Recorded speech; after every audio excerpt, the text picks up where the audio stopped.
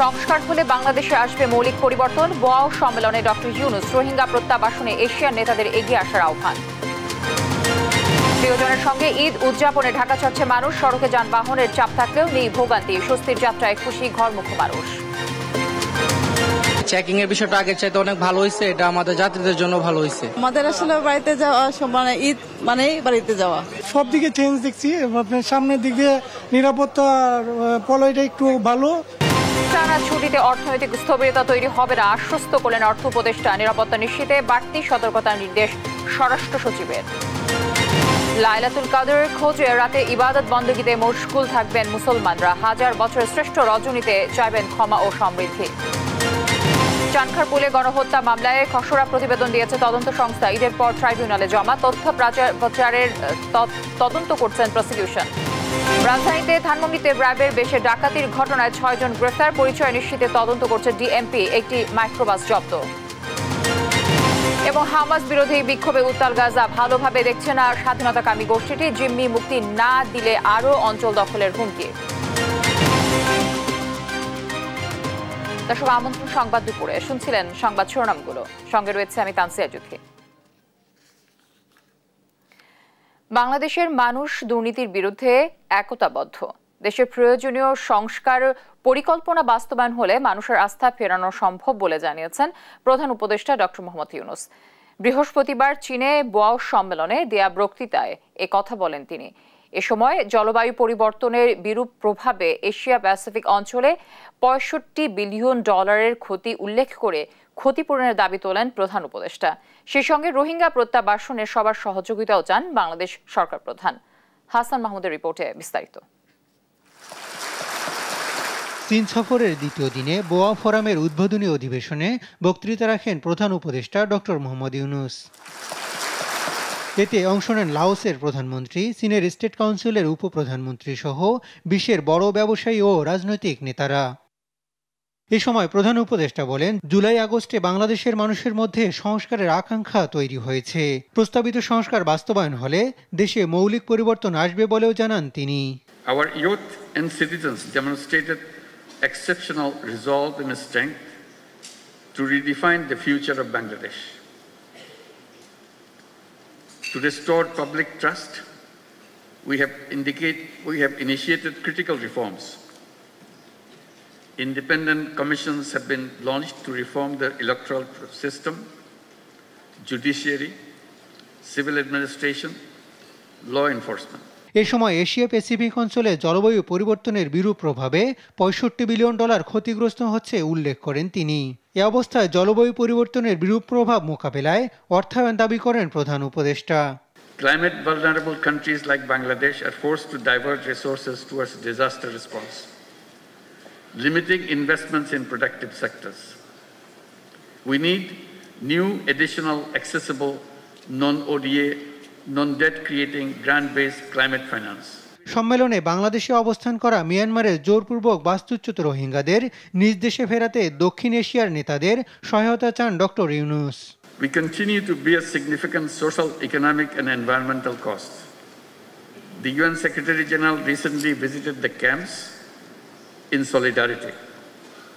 While global efforts are drastically shrinking but continuing, Asian leaders must come together to ensure their safe and dignified repatriation to their home country, Myanmar. এশিয়ার বহুত্ববাদী সভ্যতা ও সংস্কৃতি আগামীতে সারা বিশ্বে প্রভাব বিস্তার করবে বলেও মন্তব্য করেন প্রধান উপদেষ্টা। Asia's civilizations have flourished by embracing diversity. এর আগে চীনের উপপ্রধানমন্ত্রী ডিং জুইজিয়াং ও চীনের এক্সিম ব্যাংকের চেয়ারম্যানের সঙ্গে বৈঠক করেন প্রধান উপদেষ্টা। 28 মার্চ চীনা প্রেসিডেন্ট শি জিনপিং এর সঙ্গে বৈঠকে বসবেন ডক্টর ইউনূস। এরপর 29 মার্চ পিকিং বিশ্ববিদ্যালয়ে বক্তৃতা দেবেন তিনি। হাসান মাহমুদ, দেশ টিভি, ঢাকা। এই যাত্রার চতুর্থ দিনে নারীর টানে ছুটছে ঘরমুখ মানুষ। সড়ক ও রেলপথে কিছুটা চাপ বাড়লেও এখনো নেই তেমন কোনো ভোগান্তি। নির্বিঘ্নেই ঢাকা ছাড়ছে মানুষ। এই যাত্রা নির্বিঘ্ন করতে সর্বোচ্চ সতর্ক অবস্থানে রয়েছে আইনশৃঙ্খলা বাহিনী। আলিমুজ্জামান সাফনের রিপোর্ট। ব্যস্ততম ঢাকা ছেড়ে নারীর টানে বাড়ি ফিরছেন নগরবাসী। ঈদ যত ঘনিয়ে আসছে ততই বাড়ছে বাড়ি ফেরা মানুষের ভিড়। তবে এবছর এখনো চোখে পড়েনি সেই চিরচেনা উপচে পড়া ভিড়। তাই তো স্বস্তির নিঃশ্বাস যাত্রীদের চোখে মুখে। সব দিকে চেঞ্জ দেখছি, আপনার সামনের দিক দিয়ে নিরাপত্তার পলয়টা একটু ভালো, মানে মোটামুটি যাতায়াত দিক দিয়ে সুবিধা হচ্ছে। বাচ্চাদেরকে নিয়ে একটু যেন শান্তিভাবে যেতে পারি, আত্মীয় স্বজনের সাথে ঈদ করতে পারি, এই জন্য আর কি ট্রেনের মানে জার্নিটা মানে সেফ মনে করছি আর কি। ঈদ মানেই বাড়িতে যাওয়া, সবাই খুব খুশি, বাচ্চারা এক্সাইটেড থাকে কবে বাড়িতে যাবে, কয়দিন থাকবে, ওরা খুব খুশি হয় বাড়িতে গেলে। আমি দাদুবাড়ি কিশোরগঞ্জ যাচ্ছি, আমার ঈদ করতে এখানেই ভালো লাগে। ভোগান্তি কমাতে টিকিট ছাড়া এবার প্ল্যাটফর্মে যেতে দেওয়া হচ্ছে না যাত্রীদের। বাড়তি চাপের কথা চিন্তা করে চালু হচ্ছে 5 জোড়া ঈদ স্পেশাল ট্রেন। এছাড়া ট্রেনগুলোতে যুক্ত হয়েছে বাড়তি 44টি কোচ। এবারে এই জাতি সাধারণের মোটামুটি কোনো রকম মানে স্বাচ্ছন্দ্য ভ্রমণের ক্ষেত্রে কোনো রকমের অসুবিধা বা কোনো রকমের বিঘ্ন করতেছে না, সেটা আপনারা দেখতেছেন। এখন সুন্দরভাবে ওনারা স্বাচ্ছন্দ্যে এবং নিরাপদে ভ্রমণ করতে পারতেছেন। রেলপথের মতো সড়ক পথেও যাত্রীর চাপ বাড়লেও দৃশ্যমান কোনো ভিড় নেই। কাউন্টারগুলোতে অলস সময় কাটাচ্ছেন কর্মীরা। এখন অনুযায়ী যে আশা ছিল এখন ওই চাপ নাই, এখন বিকালে 3টার পরে বোঝা যাবে কিরকম চাপ হবে। আমাদের গত 2 দিন পরশু থেকে বরিশালের যাত্রী অ্যাভেলেবেল চলতেছে, চট্টগ্রাম সিলেট বিভিন্ন রোড এগুলোতে যাত্রী নেই। ট্রেনে যাইতেছে যাইতেছে খুব কম যাইতেছে, ট্রেনে মনে বেশি যাইতেছে। এদিকে ঈদযাত্রা নির্বিঘ্ন করতে 3 স্তরে নিরাপত্তা নিশ্চিত করেছে র্যাব। যখনই আমাদের ঢাকা শহর খালি হয়ে যাবে তখন আবাসিক এলাকা যেগুলো আছে তখন আমাদের টহল এবং গোয়েন্দা নজরদারিতে আমরা সেসব এলাকায় বেশি নজর দিব আর কি। তো আমাদের প্ল্যান হচ্ছে তখন আমরা নিরাপত্তা নিশ্চিন্তে এভাবে কাজ করব। বৃহস্পতিবার কমলাপুর রেল স্টেশনে টিকিট কালোবাজারি চক্রের 6 সদস্যকে গ্রেফতার করেছে র্যাব। আলিমুজ্জামান সাফওয়ান, দেশ টিভি, ঢাকা। দর্শক, ঈদের আর বেশি দিন বাকি নেই, সবাই ঘরমুখো হওয়ার চেষ্টা করছেন। ঈদ যাত্রার খবর জানাতে সাভার ও গাজীপুর থেকে যুক্ত হচ্ছেন সহকর্মী দেওয়ান ইমন এবং নজরুল ইসলাম। প্রথমে আমি চলে যাব সাভারে ইমন আছেন। ইমন, মহাসড়কে যানবাহনের চাপ কেমন দেখছেন এবং কোথাও যানজটের সৃষ্টি হয়েছে কিনা সার্বিক চিত্র যদি আমাদের তুলে ধরতেন।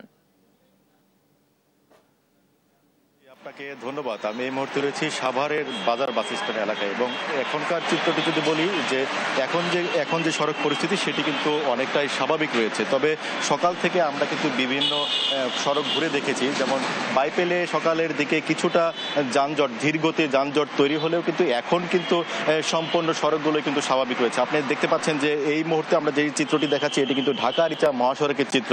অন্যান্য দিন যে স্বাভাবিক দিন যেভাবে গাড়ির যে গতি থাকে বা গাড়ির যে চাপ থাকে, আজকের এখনকার চিত্রটিও কিন্তু আমরা সেরকমই দেখতে পাচ্ছি। তবে গতকাল থেকে যেহেতু শিল্পাঞ্চলের বেশিরভাগ কারখানা কিন্তু ছুটি শুরু হয়েছে, সেই ক্ষেত্রে আমরা দেখেছিলাম যে রাত থেকে গাড়ির চাপ বেড়েছে সড়কে, রাতেও কিন্তু যানজটের কিছুটা সৃষ্টি হয়েছিল। তবে এখনকার বেলা বাড়ার সঙ্গে সঙ্গে কিন্তু সেই চিত্রটি পাল্টে গেছে। অন্যান্য স্বাভাবিক দিনের মতো কিন্তু গাড়ির চাপ থাকলেও কিন্তু সড়কের পরিস্থিতি কিন্তু অনেকটাই স্বাভাবিক রয়েছে। আমরা আইন শৃঙ্খলা বাহিনীর সাথে কথা বলেছিলাম, তারা যেমনটি আমাদেরকে বলছে যে এবারের ঈদে কিন্তু বেশ কয়েকটি উদ্যোগ তারা গ্রহণ করেছেন।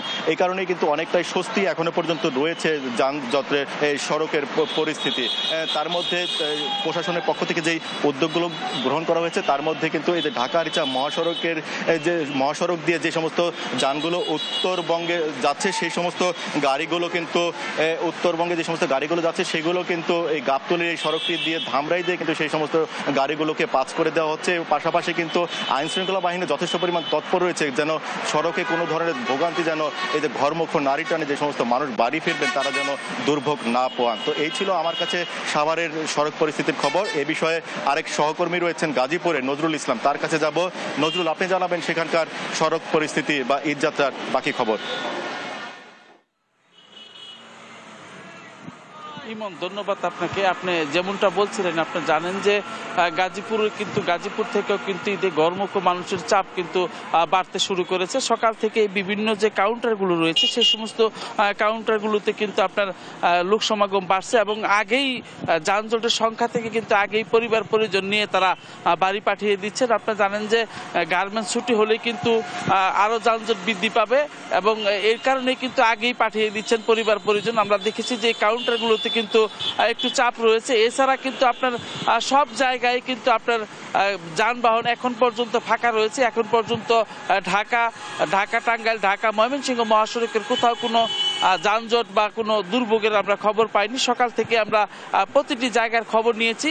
আমি যেখানটা দাঁড়িয়ে রয়েছে সেটা হলো ঢাকা টাঙ্গাইল সড়ক। এখানে কিন্তু আপনার দেখতে পাচ্ছেন যে দুই পাল্লার গাড়িগুলো স্বস্তিতেই যাচ্ছেন, এবং এছাড়া কিন্তু পুলিশ প্রশাসন বারবার বলছেন যে আপনার সড়কে যানজটের মূল কারণ হলো ব্যাটারি চালিত অটোরিক্সা, কিন্তু এই গাড়িগুলো কোনোভাবেই কিন্তু আপনার বন্ধ করতে পারছে না। আর ওনারা অতিরিক্ত জিআইপি কিন্তু বলছেন যে সড়ক এবং মহাসড়কে কোনোভাবেই ব্যাটারি চালিত অটোরিক্সা উঠতে পারবে না।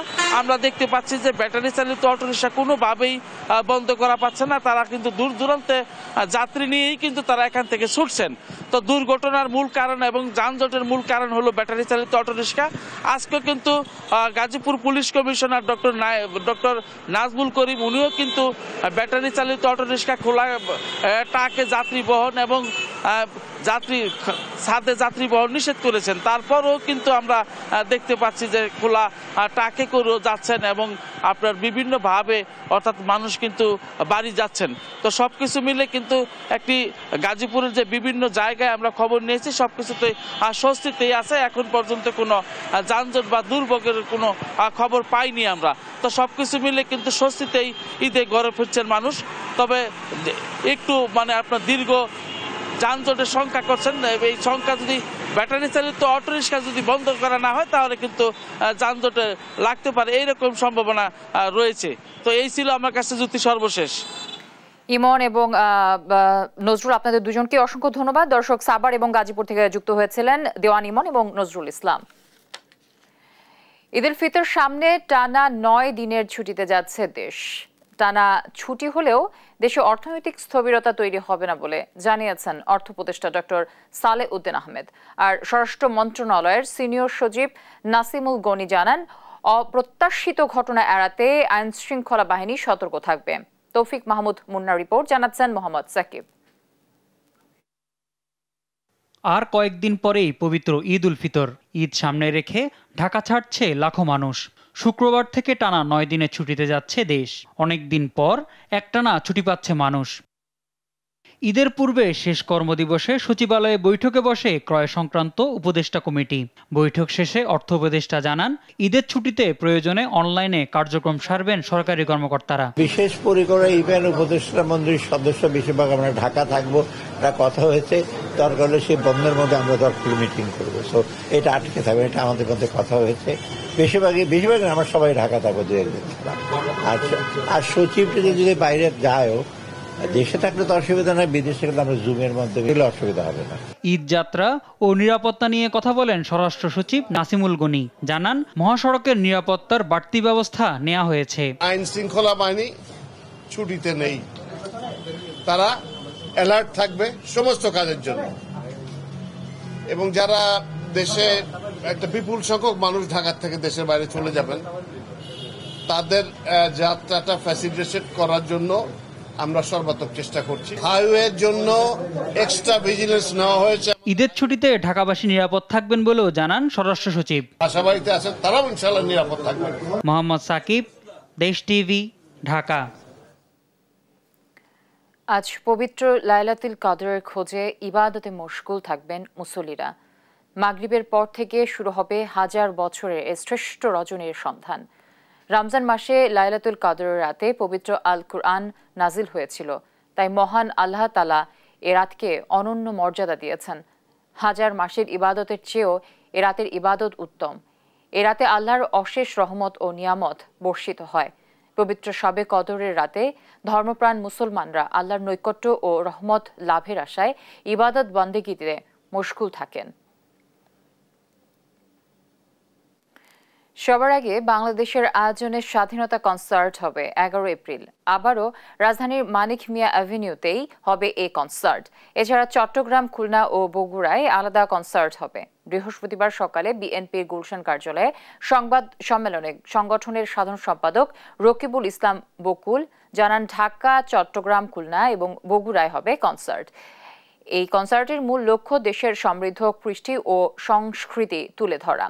সংগঠনের সভাপতি শহীদ উদ্দিন চৌধুরী অ্যানি জানান, রমজানের কারণে ঈদের পর হবে এই কনসার্ট। ঢাকায় সঙ্গীত পরিবেশন করবেন জেমস, ফিডব্যাক, শিরোনামহীন, প্রীতম, জেফার, মিলা, মিফতা জামান। ঢাকার বাইরে তাদের পাশাপাশি জনপ্রিয় শিল্প ও আঞ্চলিক ব্যান্ড সহ সঙ্গীত পরিবেশন করবে।